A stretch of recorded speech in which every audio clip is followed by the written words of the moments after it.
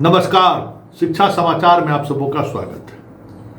और आज शिक्षा समाचार में बहुत सारी चीज़ें आज चैनल पर रजनीश चलाया भी है और उसका आधार जो भी हो, लेकिन उस खबर का संकेत या खबर के विस्तृत तरीके से हमने आपको जानकारी दे ही दी थी कि किस तरीके से वित्त विभाग ने सहमति दे दी है और वित्त विभाग ने आगे की प्रक्रिया शुरू करने को कही है। सेवा निरंतरता पहला, वेतन संरक्षण दूसरा, और तीसरी बात तबादले को लेकर। देखिए, एक बात समझ लीजिए, पाठक, सिद्धार्थ और जो वर्तमान आपका एसीएस है, तीनों के काम करने का तरीका अलग अलग रहा है। क्योंकि हम शुरू से कह रहे थे कि सिद्धार्थ से नहीं होने वाला है, क्योंकि उस सिद्धार्थ के कामकाज को हमने देखे, पहले भी देखे थे कि निर्णय नहीं ले सकता है वो आदमी, निर्णय की स्थिति में दबाव में वो काम भी नहीं कर सकता है। वो हमने आपको दिखाया भी था और परिणाम जाते जाते देख ही लिए। पाठक अलगे हीरिंग मिजाज का आदमी, लेकिन बी राजेंद्र बैलेंस आदमी है। और बी राजेंद्र, देखिए एक बात समझ लीजिए इस चीज़ को कि जो जिला के डीएम के रूप में, एसडीओ के रूप में, कमिश्नर के रूप में जो काम अगर अच्छे तरीके से जो पदाधिकारी कर लेंगे, वो चीज़ों को टैकल करना जानते हैं। दिक्कत क्या होगा, के पाठक के साथ भी ऐसा हिड़िंग वाला काम रहता था। कोई जिला में डीएम स्थिर नहीं रहे, वो कभी ऐसा नहीं रहा। सिद्धार्थ के साथ भी ऐसा ही हुआ। 2-3 जिले में उनके परफॉर्मेंस को लोग समझने लगे, तो फिर, और हमको लगता है कि 2005 में नीतीश आए तो उसके बाद तो फिर, और उससे पहले नवादा, औरंगाबाद कहाँ रहे हुए थे उतना डिटेल्स उनके नहीं है। लेकिन हम पटना में जब 2007 में पहुंचे तो उस समय से सिद्धार्थ को देख रहे थे कि काम क्या करते हैं, उस कहने के लिए जो कर ले। वी राजेंद्र के काम करने की शैली हम पटना के डीएम के रूप में भी, कमिश्नर के रूप में भी देखें तो ज़्यादा लिखा पढ़ा ये आदमी नहीं करता। बात समझ लीजिए, टू द पॉइंट। और अगर एक बात ये समझ गए कि हाँ ये काम सही है, इसको होना चाहिए, तो वो निर्णय, एक बार वो निर्णय ले लिए तो फिर वो निर्णय पर गो हेड। हम आपको जानकारी दे दें कि शिक्षा विभाग में एक सीनियर अधिकारी का समय पर नहीं पहुंचने के कारण वेतन काट दिया है। ठीक है ना, अब समझ जाइए। शिक्षकों से एक आग्रह हम करेंगे कि शिक्षकों को लेकर अगर ये शिकायत अगर बी राजेंद्र के पास आनी शुरू हो गई कि आप लोग ड्यूटी पर नहीं रहते हैं, अटेंडेंस बनाकर चले जाते हैं, तो इस मामले में सिद्धार्थ और पाठक से ज़्यादा क्रूएल हैं। ये क्रूएल इस सेंस में कि कार्रवाई करेंगे तो फिर कहीं कोई स्कोप नहीं छोड़ेंगे। मतलब कार्रवाई का मतलब खेल खत्म, कलम उठ गया तो फिर ऐसी सजा मिलेगी जिसकी कल्पना आप नहीं कर सकते। अभी टीचर को लेकर इनका जो एक ऑब्जर्वेशन है वो पॉजिटिव है कि आप सहयोग कीजिए। जो लोग ट्रांसफ़र को लेकर ज़्यादा परेशान हैं, आप तय मानिए कि इस महीने में ऐसे तमाम शिक्षकों की पोस्टिंग हो जाएगी। और जो ग्रीवांसेस सेल या अगड़म बगड़म जो बातें सब हो रही है ना जिला के अंदर, ये भी आप समझ लीजिए एकदम क्लियर कट, जिला के अंदर फिलहाल ट्रांसफ़र नहीं होगा। जिला के जो बाहर हैं, जिनके लिए 3 जिला मांगा गया है, उसमें पहला अटेम्प्ट में उन तमाम लोगों का ट्रांसफर पोस्टिंग होगा। कोई ग्रीवांसेस सेल पर आपने क्या ग्रीवांस दिया है उससे विभाग को भी फिलहाल कोई मतलब नहीं है, समझ लीजिए एकदम स्ट्रिक्ट। क्योंकि भाई ये आदमी नियम के अनुसार चलने वाला आदमी, इसको बाएं दाएं आप नहीं कर सकते। और सेवा निरंतरता को लेकर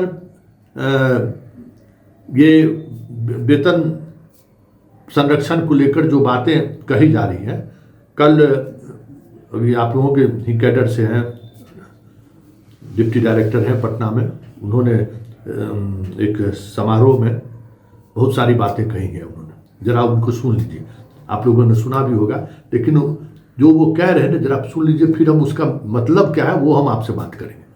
तो जरा सुन लीजिए कि अंसारी जी हैं कि कौन है जी, आप ही लोग पहचानते होइएगा। हालांकि मेरी नज़र में ये अधिकारी मुजफ्फरपुर में जिला शिक्षा पदाधिकारी रहते हुए और ब्रजवासी से जो मेरा मत नहीं मिलता है, इसकी वजह यही है कि दोनों आदमी मुजफ्फरपुर में रहकर जो खेल खेला है ना, वो हमें आज भी स्वीकार नहीं कर पाते हैं।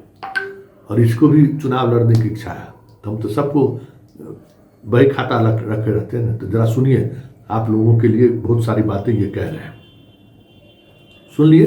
डील करना बहुत मुश्किल हो जाता है। इसके अलावा हमारे माननीय सदस्य हैं, इनका भी उत्तर बनाना पड़ता है हम लोगों का, इनका कभी कभी क्वेश्चन भी बनाना पड़ जाता है, तो विधानसभा में जाकर जवाब भी में सहयोग भी देना पड़ता है। तो ऐसी हालत में एक कमेटी बनी है, मैं भी उसका एक सदस्य हूँ, और हम लोग काफ़ी सकारात्मक हैं इस बार।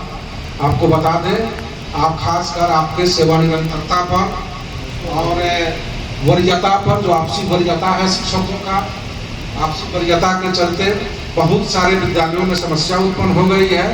तो उम्मीद रखिए हम लोग इस पर भी काफ़ी ध्यान देंगे।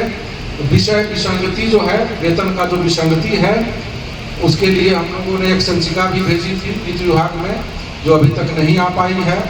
और सारे बातों पर हम लोग मेरे निदेशक प्राथमिक शिक्षा की अध्यक्षता में यह कमेटी है, और हम लोगों ने, मैं अपने स्तर से खासकर काफ़ी पॉजिटिव हूँ, क्योंकि मैं आपके ग्रास रूट से चला हूँ, और आपकी नियुक्ति से लेकर आपके प्रोन्नति तक, आपके यूपीएससी के परीक्षा तक, रिजल्ट निकलवाने तक, पोस्टिंग तक, सभी में मैं सहभागी रहा हूँ। तो आप लोग उम्मीद रखें, अभी कमेटी बनी है, अभी मंच से कहना अत्योक्ति होगी, हम लोग काफ़ी सकारात्मक है और अच्छे रिजल्ट आएंगे।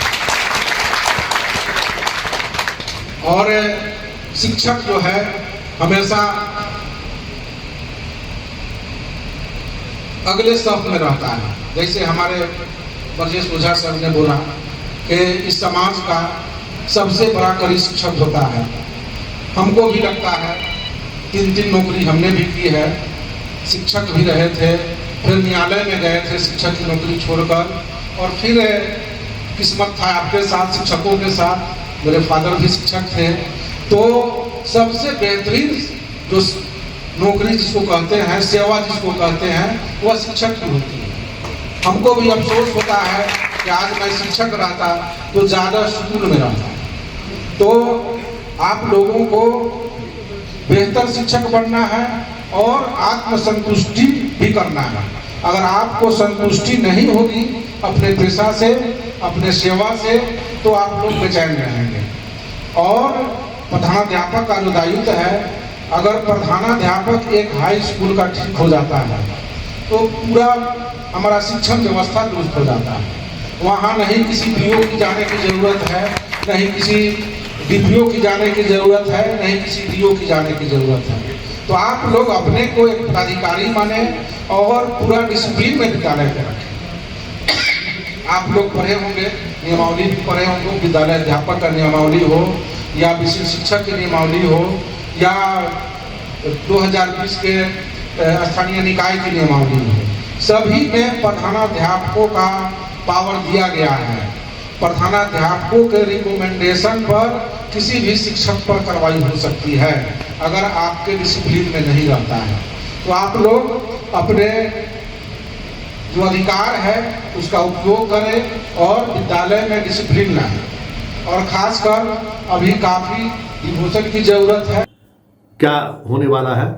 वाकई में ये होगा, क्योंकि एस सिद्धार्थ रोजाना वीडियो कॉन्फ्रेंसिंग नहीं करते, ये भी जान लीजिए। एक दिन वो टास्क दे दिए, उस टास्क पर कार्रवाई आपको करनी है। एक बार उन्होंने कह दिया कि इन सब बिंदुओं पर जितना जल्द निराकरण हो सकता है आप निराकरण करिए और रिजल्ट दीजिए। हमको रिजल्ट ओरिएंटेड आदमी है। अरे भाई, जो पटना का डीएम रह लिया ना, ये बात समझ लीजिए, पटना का डीएम मतलब 24 घंटा अटेंशन वाला जॉब है। जो पटना का डीएम रह गया वो समझ जाइए कि फिर वो किसी को झेल सकता है। तो तय मानिए कि बेहतर होगा, और इस महीने में होगा, क्योंकि 30 तारीख के बाद आचार संहिता कभी भी लग सकता है, फाइनल प्रकाशन के बाद। तो वो तैयार रहिए कि इस महीने में बहुत कुछ होगा और बेहतर होगा। नियम जो कह रहा होगा वही नियम के अनुसार होगा। और हम TRE-3 के जितने बच्चे हमको फ़ोन करते हैं, हम सबको कहते हैं कि भाई देखिए, आपका तबादला नहीं होगा। जो प्रॉब्लम आया है कि और जो डिस्कशन हुआ है उसमें वित्त विभाग, सामान्य प्रशासन विभाग और शिक्षा विभाग का जो ओपिनियन है, जो पाठक ये सिद्धार्थ करके चले गए। लेकिन एक बात याद रखिएगा कि TRE 3 के जितने शिक्षकों का म्यूचुअल ट्रांसफ़र कराए हैं या जो भी कराए हैं, उनको बहुत बड़ी समस्याओं का सामना करना पड़ेगा आने वाले समय में। आप लोग अधैर्य हो गए, उसका नुकसान आपको पूरे सर्विस पीरियड में देखने को मिलेगा।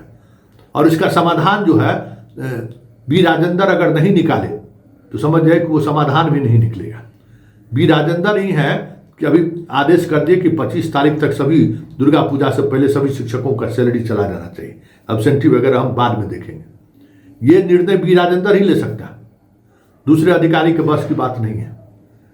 इस तरीके का निर्णय होगा क्योंकि TRE 3 में बहुत तरीके की पेच है, समझ गए। उस पेच की वजह से उस दौर में भी इस तरीके का निर्णय सिद्धार्थ का आपके भविष्य के लिए सही नहीं है। और उसी तरीके से बाकी जिन विशिष्टता जो कौन क्रम में जो कौन ये वरीयता के क्रम में कौन किसका वरीयता रहेगा वो सब तय होगा ना। किसी जिला के शिक्षा पदाधिकारी या प्रखंड के शिक्षा पदाधिकारी की औकात नहीं है कि बी राजेंद्र के उस नोटिफिकेशन के बाद कोई चेंज कर सके, क्योंकि बी राजेंद्र सामान्य प्रशासन विभाग के भी प्रधान सचिव है, जहाँ से सारे विभाग का नियम कानून जो बनता है उसकी सहमति और उसके कंट्रोल में रहता है। जैसे ही आप सामान्य प्रशासन विभाग के नियम के विपरीत कुछ कीजिएगा, वित्त विभाग भी रोक देगा, सामान्य प्रशासन तो रोक ही देगा। ये बहुत सारे फैसले सिद्धार्थ ने ऐसे लिए जो वित्त विभाग और सामान्य प्रशासन विभाग के नियम के विपरीत है, प्रतिकूल है। वो सारे फैसले हमें नहीं लगता कि सिद्धार्थ उस फैसले पर सहमति देंगे। चलिए, शिक्षा समाचार में फिलहाल इतना ही। हमें इजाज़त दीजिए। नमस्कार।